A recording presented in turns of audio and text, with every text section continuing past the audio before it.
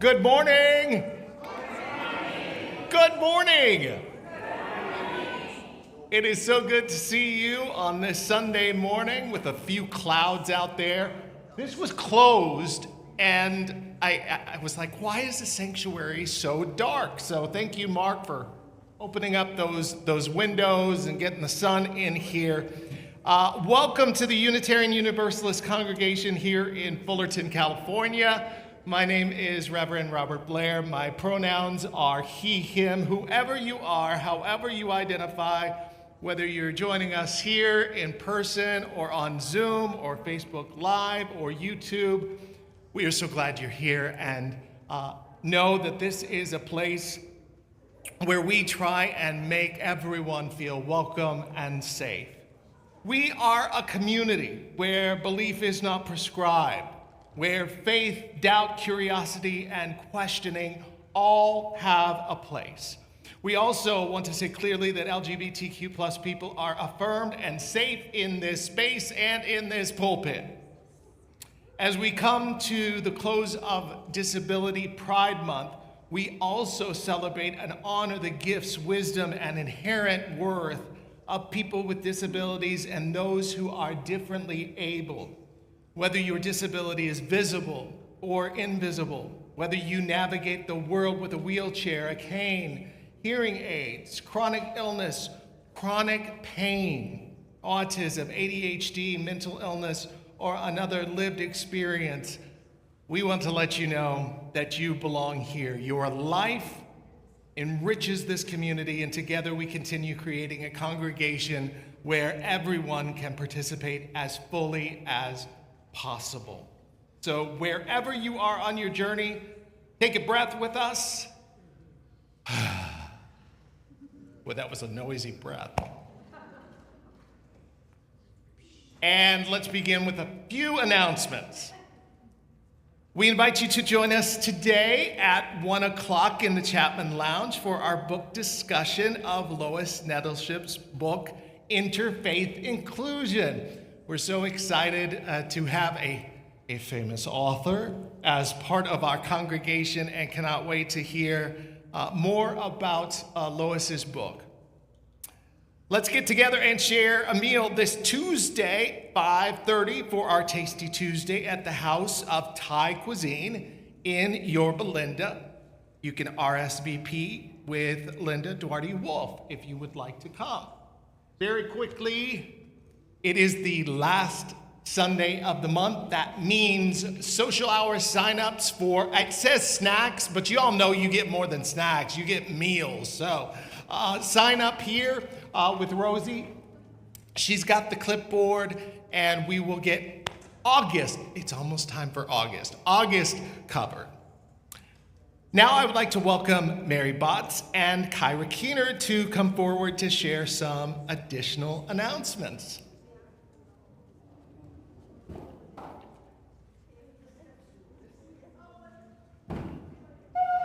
You want to be able to see me, maybe. Hi. All right, I'm going to do this again. Good morning. Good morning. Oh, that's much better. Okay, so August is very busy for us, and I have some really exciting things to talk about, and I'm going to try to take a very short amount of time, and then Kira's going to come up and add a little bit more from our board. So we're going to be, because you'll only have one sign-up sheet going around, we're going to be sending 2 more around. And the reason we're going to do that is that these 2 events are coming up in the next 2 Sundays. So I want to make sure you're aware of them. I want you to sign up if you're interested. So the first one is New to UU. That is our class about learning about UU and learning about UUCF.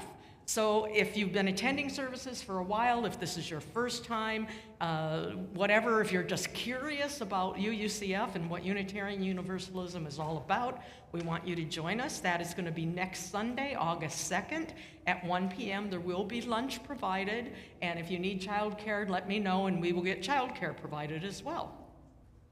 And then next slide, one of my very favorite things to do is our Taste of Soul Matters. We have at least 10 different small groups going in our community, and this is my favorite small group. It's a little more structured than the others, but it is all about you. and your spiritual journey and sharing it with others, and sharing in their journey, but not necessarily being on the same journey at all. So it is a great opportunity to get a taste of what happens in our Soul Matters groups. You're going to experience the deep and disciplined listening practices that are central to the group experience. There is a sign-up sheet that's going to go around. Again, lunch will be provided for that as well, and childcare is available upon request. And last but not least, speaking of small groups, our sign-ups will start in August, and they will be in all through August. Then the groups will be compiled, and the facilitators will be assigned in September, and all of the groups will start in October. So we have 3 new groups that are coming. We have a millennial support group.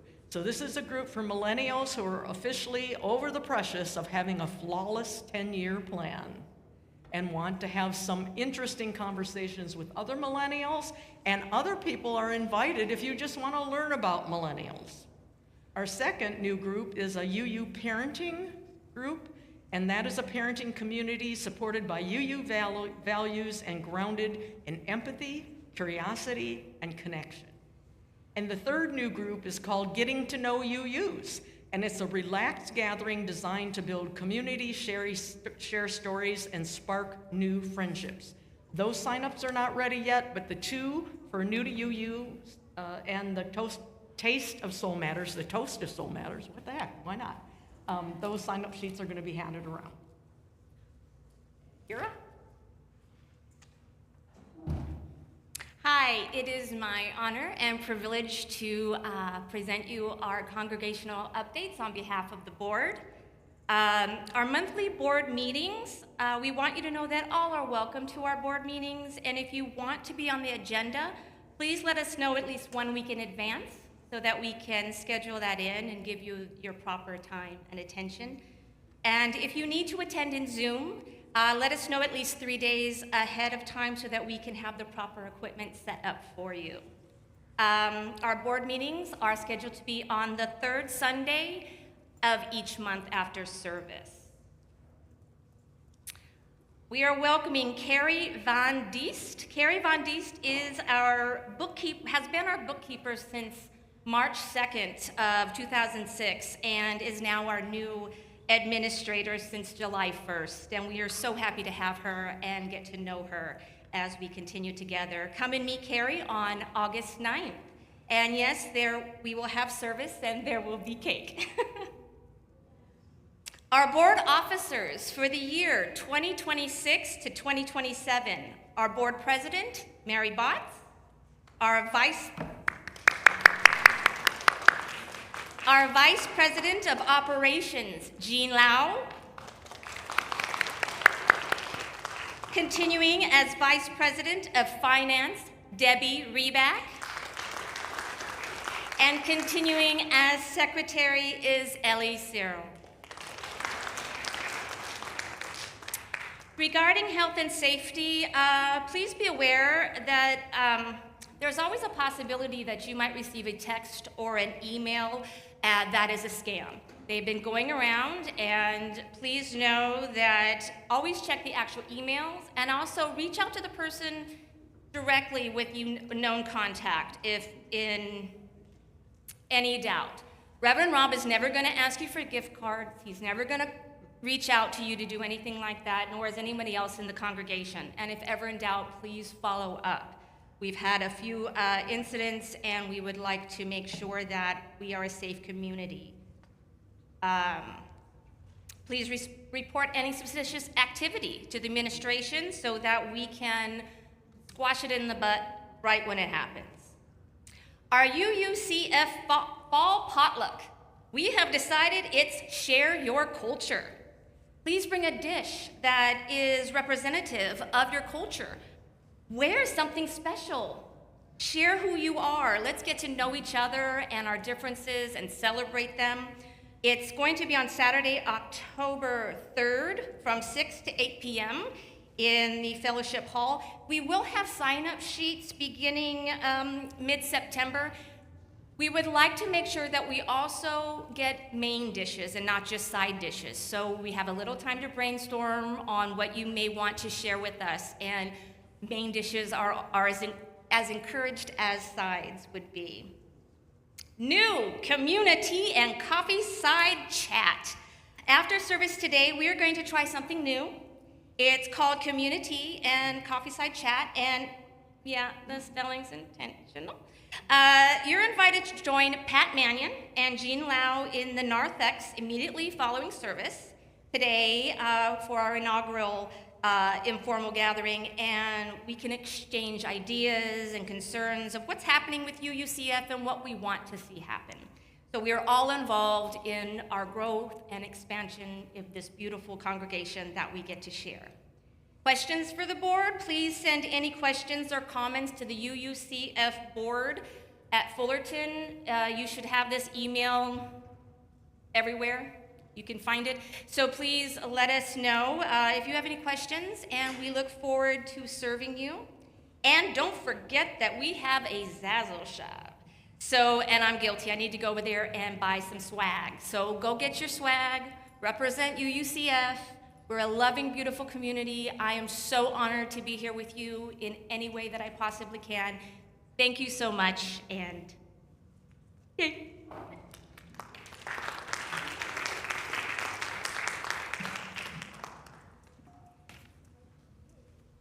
Okay, so for more information on all of this, please see our UUCF announcements. Today's caring listener is Debbie Langenbacher. There she is. You can speak with Debbie after the service if you just want someone to listen and be a presence. Today is about listening and reimagining. And one of the things that Valarie Kaur in her book, Manifesto of Love, she talks about the idea of listening to each other, not just hearing one another, but listening. As my mom used to say, I had selective hearing. She would say, is your room clean? And I said, yes, I did my homework. So listen to each other. And she will listen to you if you have any concerns. We'll be sharing joys and sorrows a little bit later in the service. If you would like to fill out a form, you don't even have to put your name on it. You can fill out the forms in the back. There are pink little pieces of paper. You can even put anonymous on there if you would like for us to light a candle for you. And now, 1 to 2 minutes to say hello to each other, and then we will start our worship service.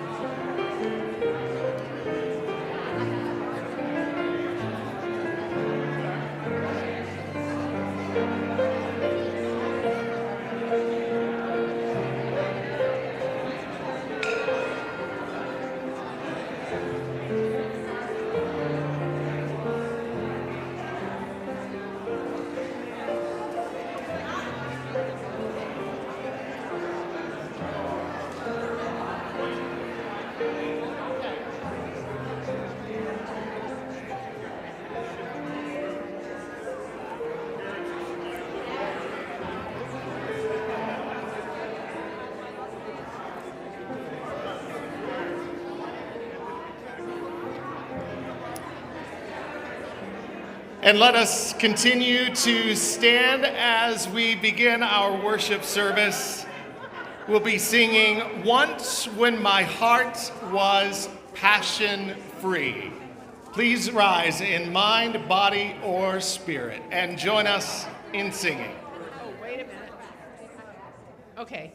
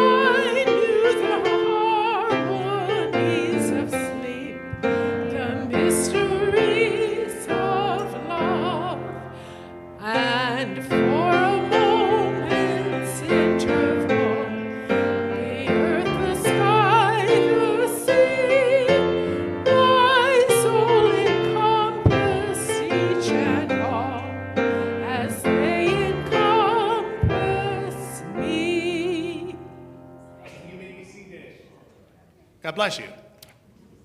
I now invite Linda to light the chalice. We light our flaming chalice as a beloved people, united in love and thirsting for restorative justice. May it melt away the tethers that bind us to fear and uncertainty. May it spark in us spirit of humility. May it ignite in us radical love that transforms our energy into purposeful action. This is a chalice of audacious hope.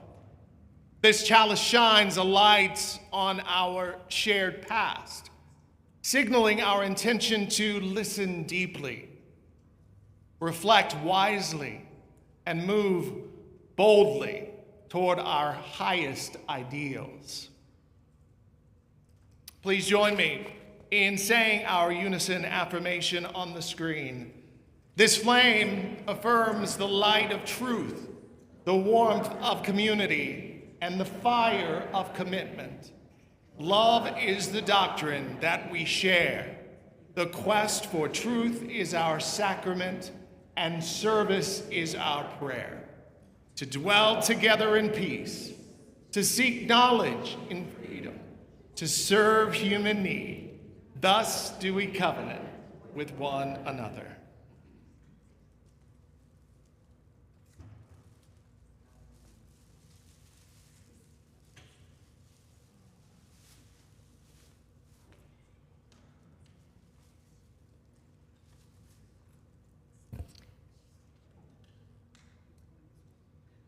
It is our custom to provide donations of non-perishable food and personal care items for Pathways of Hope, a local food bank. As the children come forward, they are asked to collect the donations placed at the end of the rows, and now the children are invited to come forward to the time for all ages.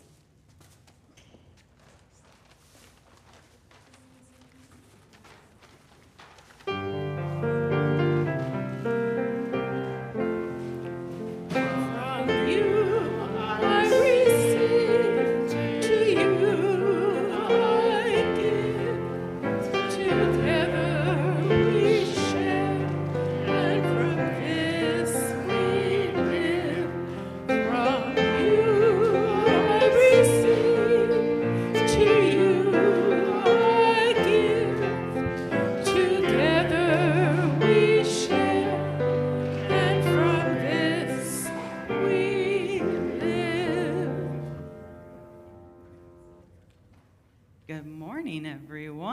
Thank you, friends, for bringing up all of our great donations.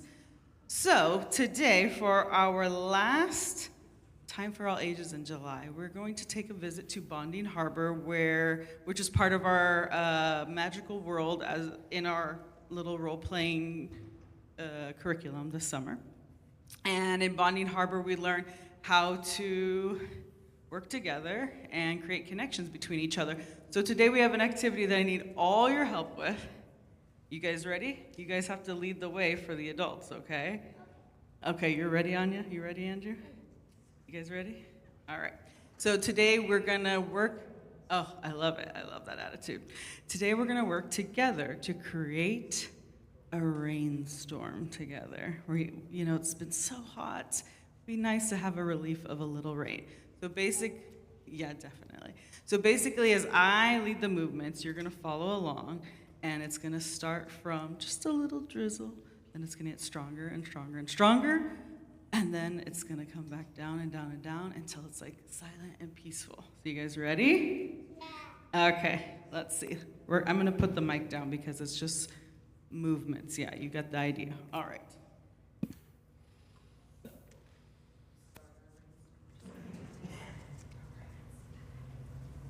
Adults, you too. It's for everyone. We gotta have a nice big rainstorm in here.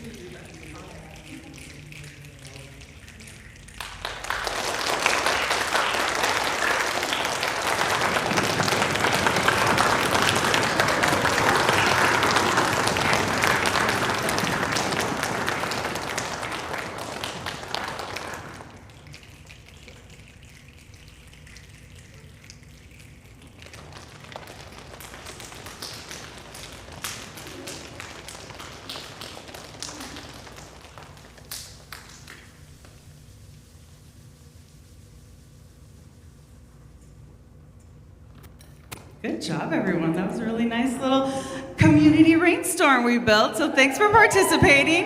That was our little bonding moment of the morning. So we are gonna go bond without you now, and you guys can bond without us, and then we'll all bond together after service. So have a great Sunday. Go with wisdom, go with wonder, go to greet a brand new day. Learn to see the light within you as we send you on your way. Go with wisdom, go with wonder, go to greet a brand new day. Learn to see the light within you as we send you on your way.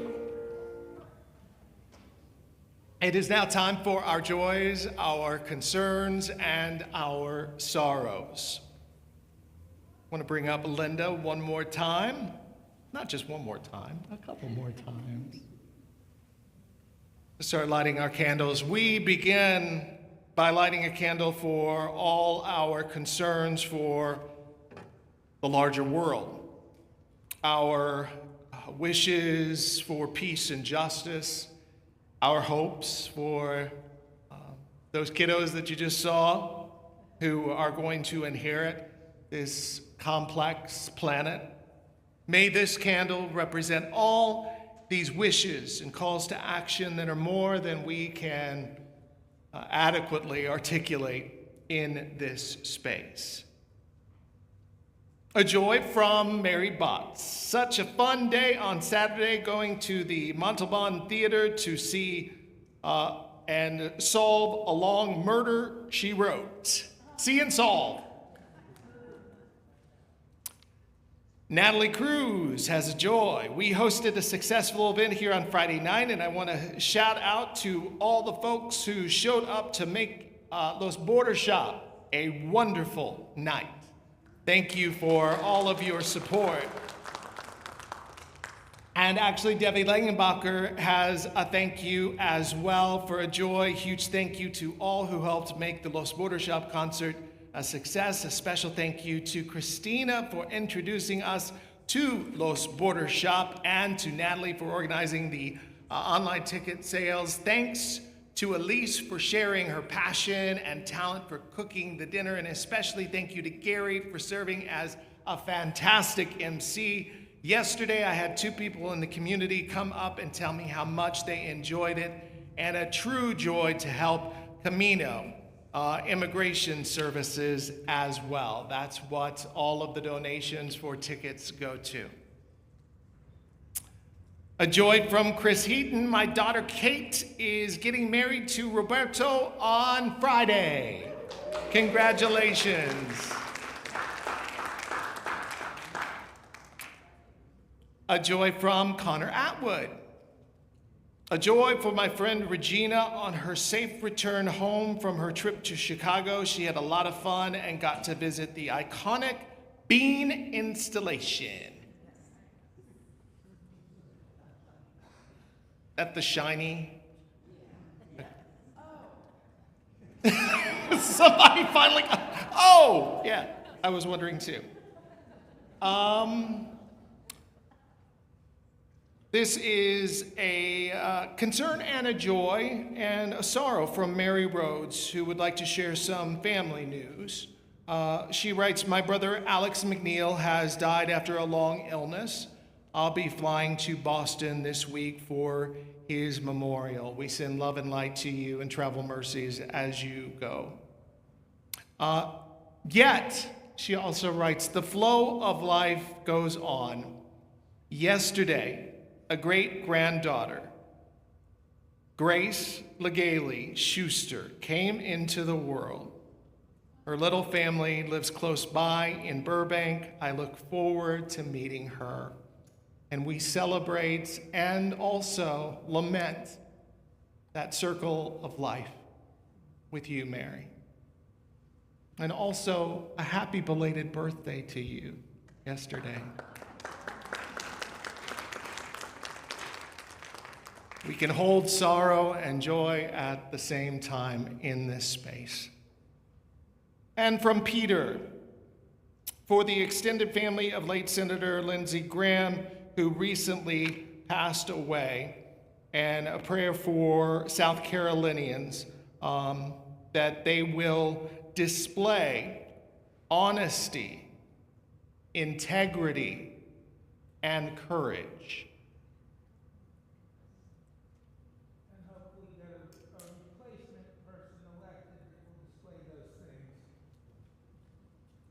That is a concern. Thank you, Peter. We now light one more candle for all of those joys, concerns, and sorrows that remain unexpressed but are still held close to our hearts. And now please join me in saying our unison affirmation on the screen. We join you in celebrating your joys. May you feel our love and compassion for your sorrows and concerns, for all that is spoken and unspoken. May the caring of our beloved community sustain us all.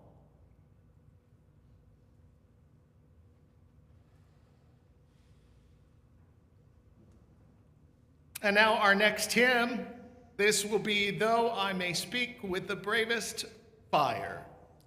Please rise in mind, body, or spirit and join us.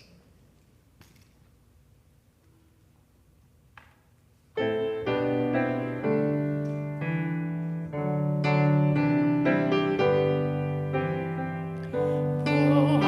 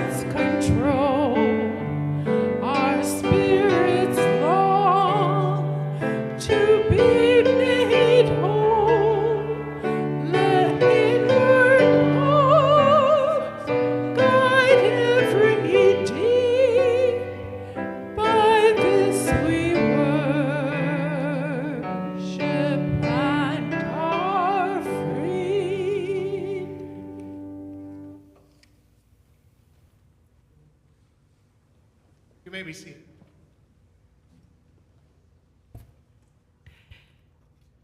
Hello.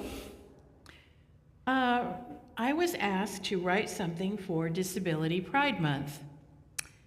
And since we're talking about reimagining today, I decided to take you on a little journey to reimagine what the world can look like. A very small percent of visually impaired people are actually totally blind, maybe like 2 to 3%. And the distinctions between blind, low vision, partially sighted, visually impaired, legally blind, etc., ad nauseum, are vague to say the least. My friends and I have come up with our own distinction. Blind. You walk into a room without your cane and bump into the first piece of furniture you encounter. Visually impaired. You can see the furniture, but you miss the gray cat lying on the gray carpet and fall flat on your face. Obviously, this is a huge oversimplification, but you get the idea. I'm often asked, well, what can you see? And it's a difficult question because I've never had normal vision. To put it simply, I was born with cataracts in both eyes. And if you think of your eye as a camera, mine are always out of focus because they don't have lenses. I'm also very nearsighted. Now, our friend Dennis could probably explain this a lot better than I can as to the mechanics of it all. I've tried to come up with an explanation for what I see for many years. And now to the reimagining part. The Impressionist painting on the screen by Renoir, I believe, is a pretty good example of what I see, I think. Imagine living in a world where everything has color and shapes, but is out of focus and missing details, such as, in the case of the picture, perhaps the unique structure of a flower. However, just because I may see the world as an Impressionist painting does not mean I'm unaware that we live in a complex, complicated, and sadly sometimes very ugly, interdependent world. But as we're strolling through our imaginary Impressionist garden, think about other ways to experience it. What do the flowers smell like? What does the air feel like? Are there birds singing? What does the ground feel like on your feet? We can experience things in different ways, which makes each of us unique individuals. And although I can't ever say I'm thrilled to be visually impaired, I am proud of who I am and what I can do. Now, please, just enjoy the stroll through the beautiful garden. Thank you.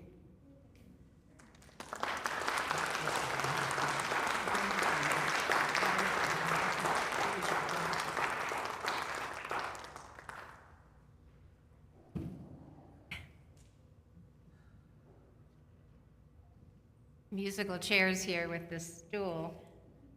Thank you, Megan. I've been a little worried about the flames today because the AC is on so strongly, it's really flaming them up brighter and brighter. Let us move now into the spirit of meditation, reflection, and prayer. You may close your eyes, take a deep breath, whatever helps you find your center.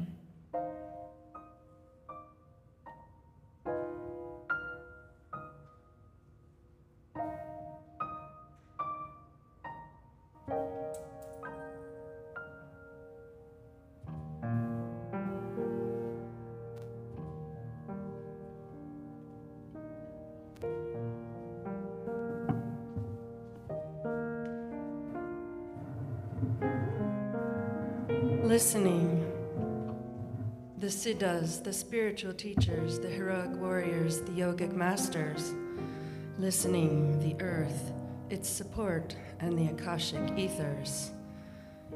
Sunyai Siddha Pira Suranat, Sunyai Daratutta Valayakas.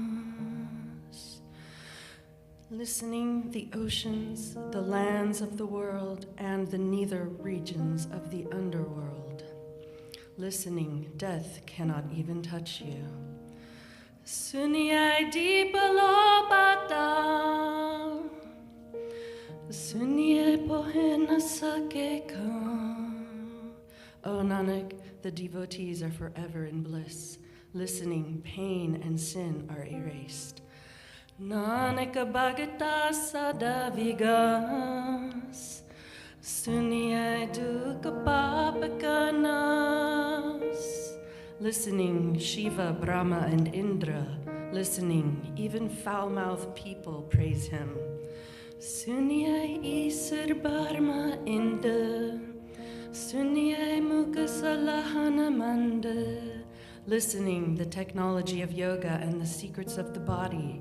Listening, the Shastras, the Simritis, and the Vedas. Sunyai Joga Jugata Tena Beda, Sunyai Atasatata Simrita Veda. O Nanak, the devotees are forever in bliss. Listening, pain and sin are erased. Nanaka Bhagata Sadavigas, Sunyai Dukkha Papakanas. Listening, truth, contentment, and spiritual wisdom. Listening, take your cleansing bath at the 68 places of pilgrimage. Sunyai Sata Santaka Gyan, Sunyai Atasataka Ishanan. Listening, reading, and reciting, honor is obtained. Listening, intuitively grasp the essence of meditation. Sunyai para para bhavemana, Sunyai lage sajatiana. O Nanak, the devotees are forever in bliss. Listening, pain and sin are erased. Nanak Bhagata Sadhavigas, Sunyai Dukkha Papakanas. Listening, dive deep into the ocean of virtue. Listening, the sheikhs, the religious scholars, spiritual teachers, and emperors. Sunyai Saraguna Kega, Sunyai Shikapir Patashahu. Listening, even the blind find the path. Listening, the unreachable comes within your grasp. Sunyai ande pavaherahu, Sunyai hatahove asigahu. O Nanak, the devotees are forever in bliss. Listening, pain and sin are erased. Nanaka Bhagata Sadavigas, Sunyai Dukkha Papakanas.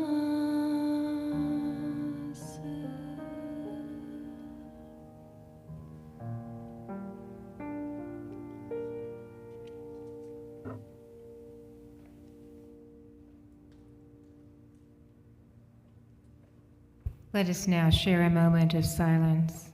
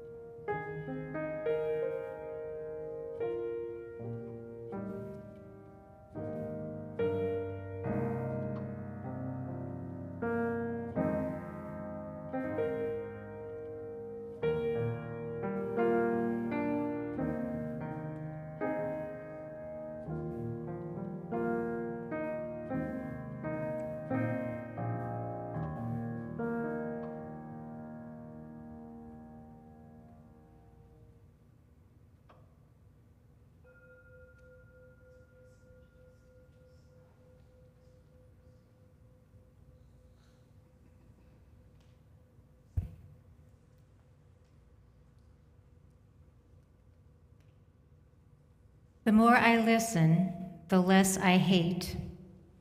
The less I hate, the more I am free to choose actions that are controlled not by animosity, but by wisdom.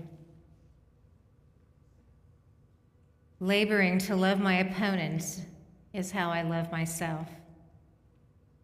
This is not the stuff of saintliness. This is our birthright. Listening is also a strategic choice.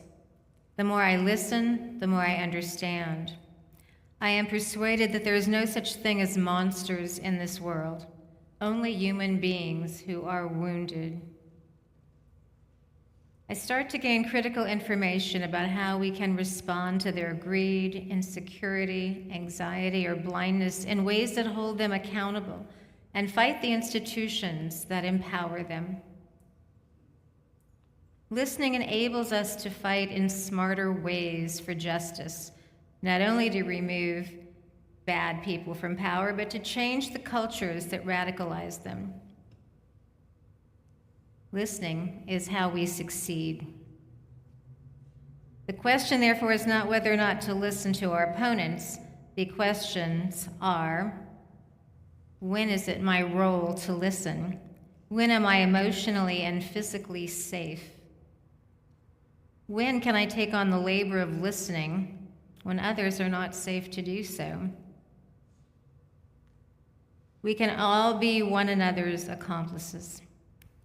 At any given time, there are some opponents I cannot wonder about. I need others to do that labor for me as I tend to the wounds they inflict. But there are some opponents I find I am in a position to listen to. In these moments, it is time to turn to the practice of how it begins with the art of listening to stories.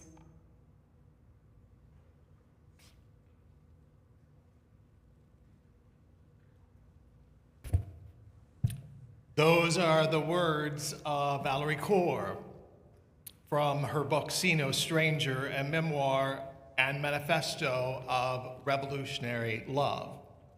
We continue the sermon series this week, and then next week will be our last message from an amazing Sikh activist and lawyer and amazing woman and wordsmith.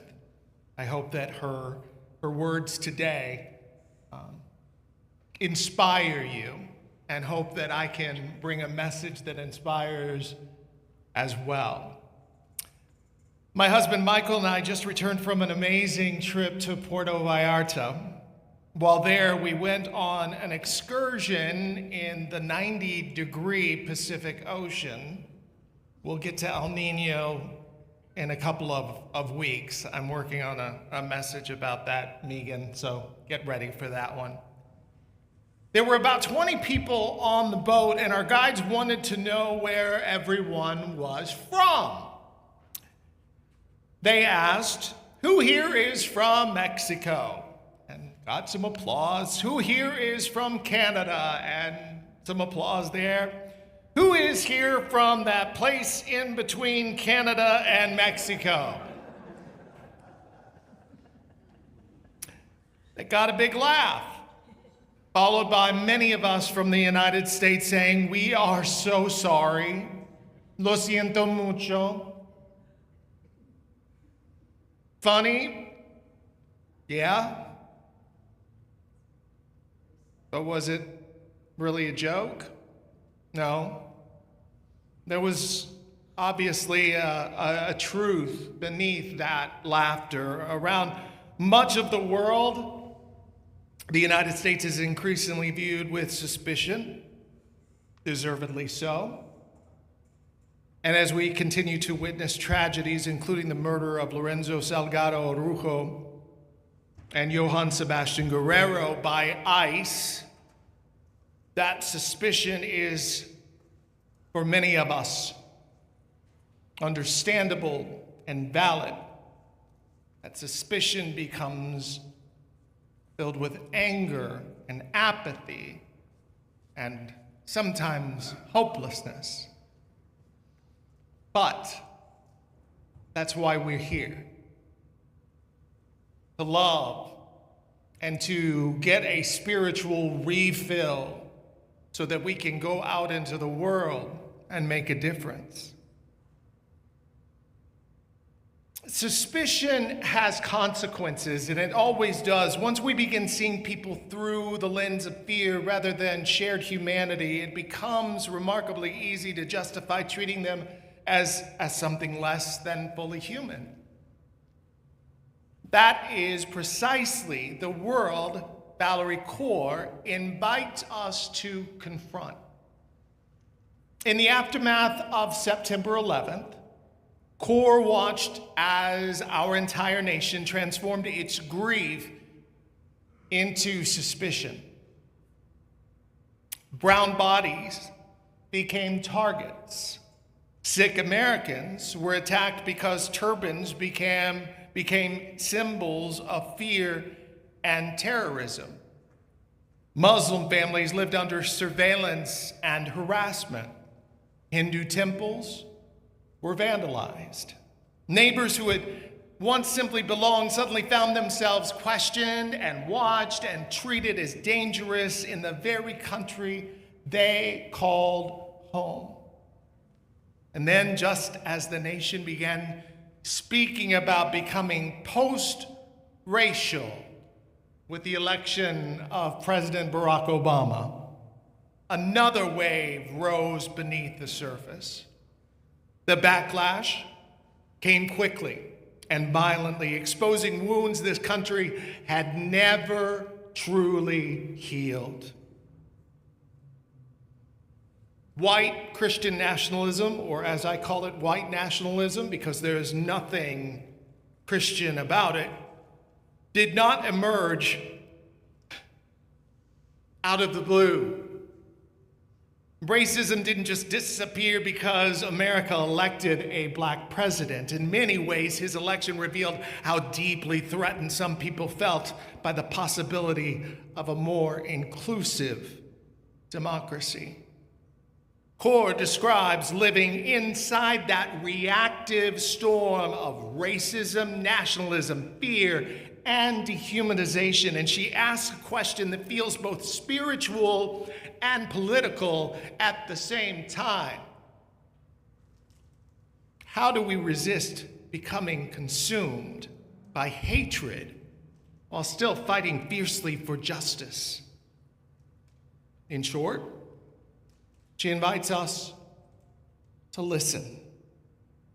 Kaur writes, "The more I listen, the less I hate.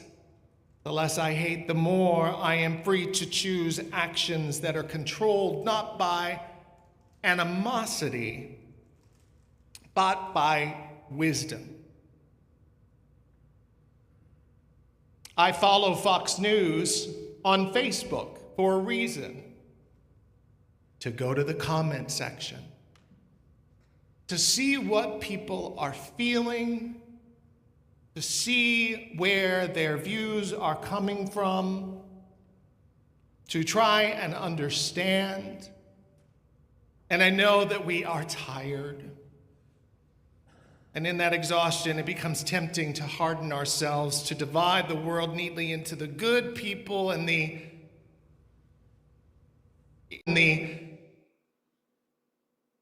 irredeemable people.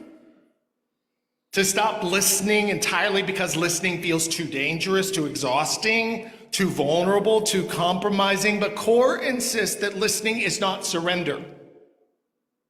Listening is a strategy. Listening is a spiritual discipline. Listening is one way we interrupt the machinery of dehumanization before it consumes us. And beloved community, for those of us gathered here in this space, many of us, white, educated, economically secure, socially protected, this matters profoundly because we occupy spaces where transformation must happen, because we have access. Access to dinner tables and break rooms and family systems and neighborhoods where racist assumptions still breathe comfortably because no one interrupts them. Access to people who may never listen to a Muslim activist, a Black organizer, or a trans teenager, or an immigrant advocate, but who might listen to us. And that means our silence carries deep consequences.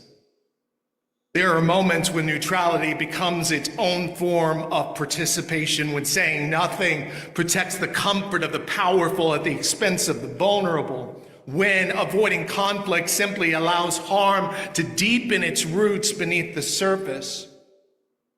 The work of dismantling this white supremacy cannot belong only to those crushed beneath it. It must belong to those who benefit from it too. And I know that sentence can make people uncomfortable. It's supposed to. This book is to make us uncomfortable with a foundation of love, which is the core value in our UU values.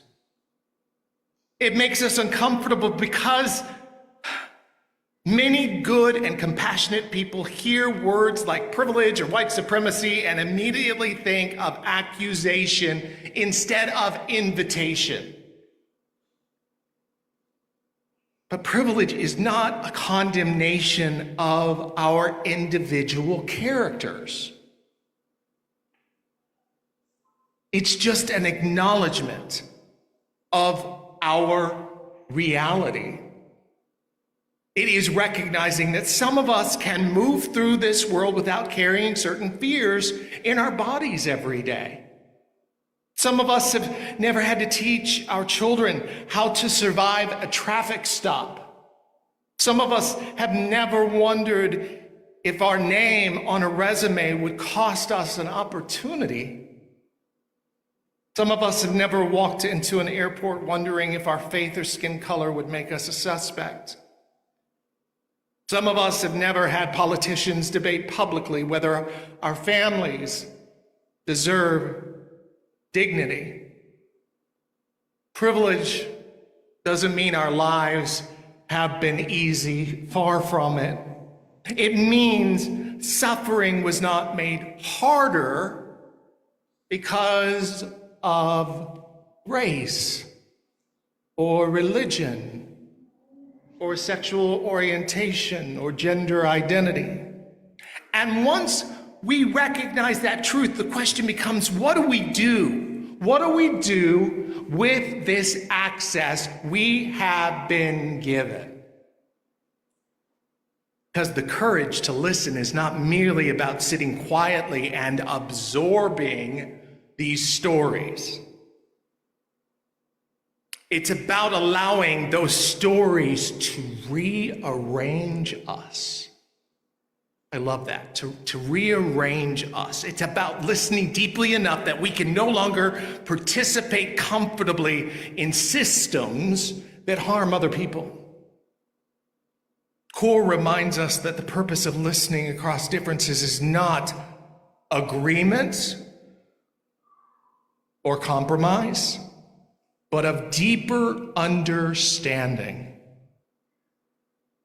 And what this does is it disrupts simplistic narratives and exposes the architecture, the structure beneath injustice. And perhaps that is why genuine listening can feel so uncomfortable right now. We live in a time shaped by algorithms that reward outrage more than wisdom, certainty more than curiosity, performance more than relationship. We are encouraged to consume one another as caricatures in our social media profiles rather than encounter one another as human beings. Entire media ecosystems profit from fear because frightened people are easier to manipulate. Kaur writes that listening allows us to, metaphorically, fight more intelligently. Remember, she says listening gives us wisdom because we begin to understand not only individuals, but the institutions and echo chambers that radicalize them. Maybe when we see that, we can see the victimization of a group of people in an echo chamber. And have a heart for them in new ways. If we imagine that hatred only belongs to a few uniquely evil people, and we're going to fail to confront systems that manufacture fear over and over again. We'll fail to examine how loneliness, economic instability, racial resentment, disinformation, white nationalism, and unresolved historical trauma become fertile ground for authoritarian movements. This doesn't excuse harm or erase accountability. But it does, and it does not ask vulnerable communities to absorb this abuse quietly in the name of civility. In fact, Kaur explicitly rejects that idea. She says oppressed people do not owe warmth or affection to those who dehumanize them. There are more and moments when people must protect themselves, tend their wounds, and refuse the exhausting labor of explaining their humanity over and over again and again. But for those of us with privilege, there are moments when we must willingly take on more of that labor ourselves. When the racist joke lands awkwardly at the family gathering, we don't have to confront it all of the time, but we can interrupt it or confront it. When misinformation spreads in our communities, we can challenge it. When books about Black history or queer identity are banned, we can speak publicly and clearly. When immigrants are demonized and murdered, we can place our bodies and voices in front of them or alongside them. When trans children are targeted for political gain, we can become louder in our protection of them. Because transformation rarely begins in public policy alone. It begins between two people listening to one another. In ordinary conversations, in moments when someone risks speaking truth inside a familiar room. And yet this sermon cannot end only with resistance, because resistance without imagination eventually can exhaust us. The second movement of Kaur's vision is reimagining. There's the hope. To reimagine is to refuse the lie that this fractured version of America is the only future available to us. That matters because despair has become one of the dominant spiritual conditions of our time.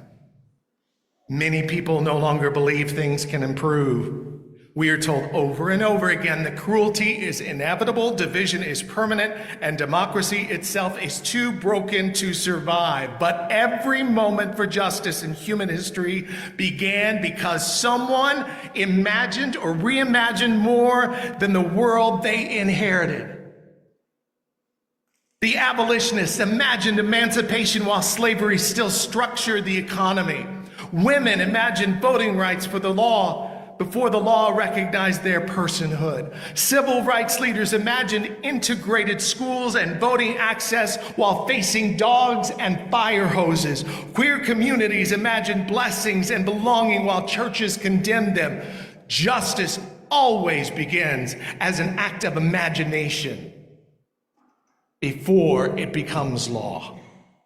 And so we are called to put our apathy away and our creativity in our hearts to reimagine this country, not as a fortress for the privileged, but as a widening circle of belonging.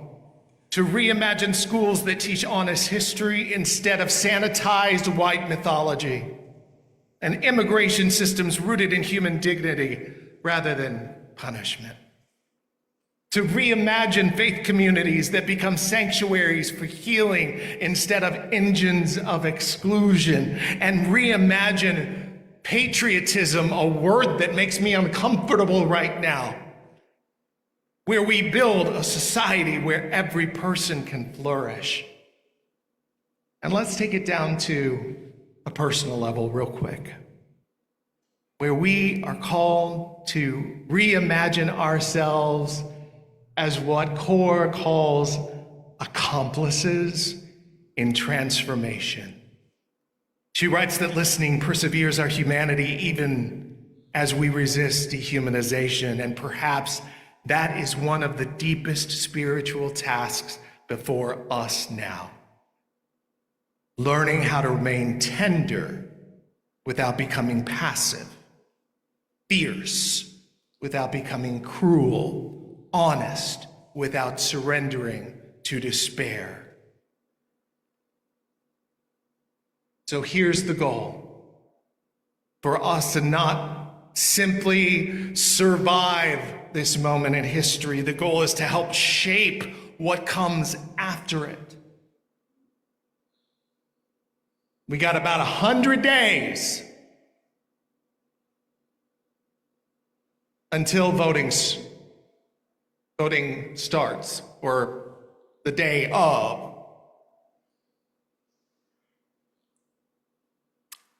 And someday, generations and history books, after we are long gone, will ask what ordinary people did during this season of fear and division. They'll ask whether communities like ours retreated into comfort or chose the harder path of solidarity and courage. May those children and their children's children be able to say that we listened deeply enough to be charged with energy and changed as a people. May they be able to say that we used our privilege not as a shield from the world's pain, but as a tool for transformation. May they be able to say that even in the age of cruelty, we dared to listen, reimagine, and act with audacious love that is revolutionary. May it be so.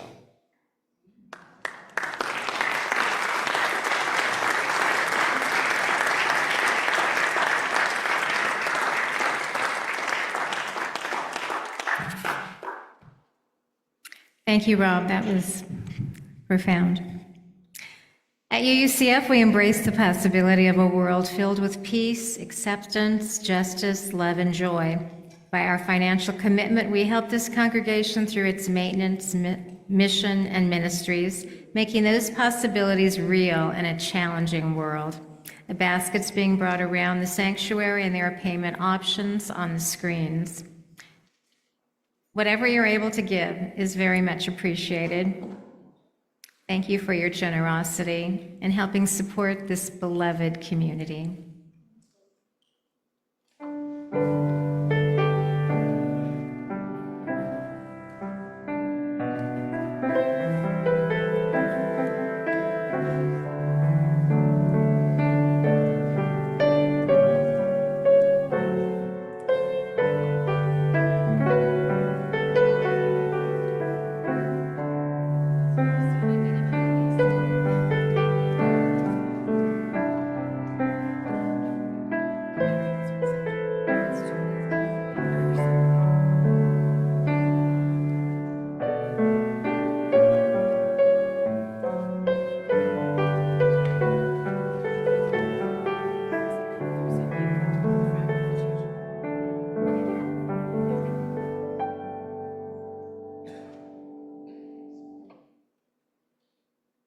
Thank you, MK.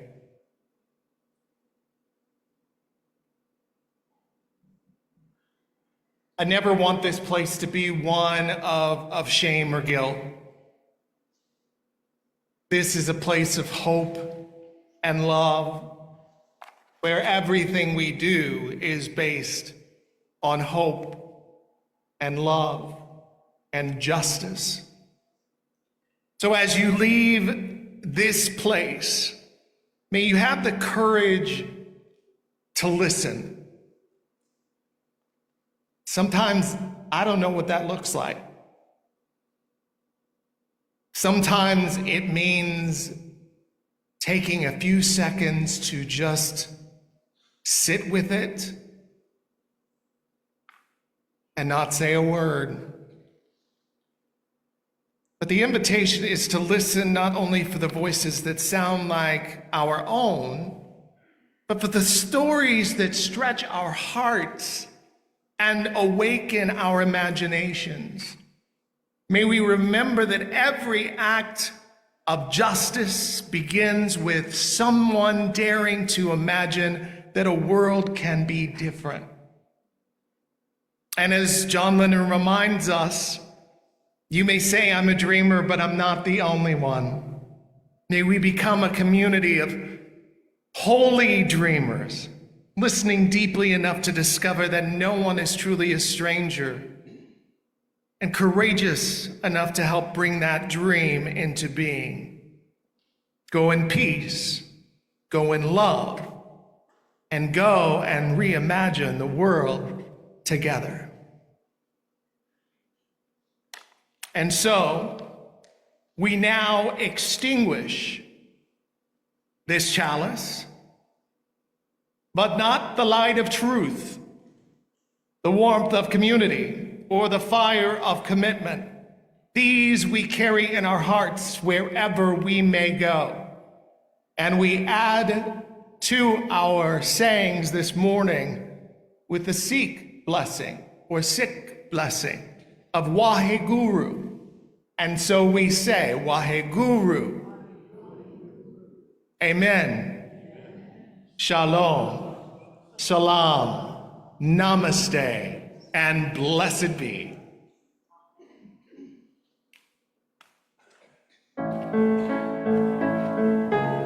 You may rise in mind, body, or spirit as we now sing John Lennon's words and imagine.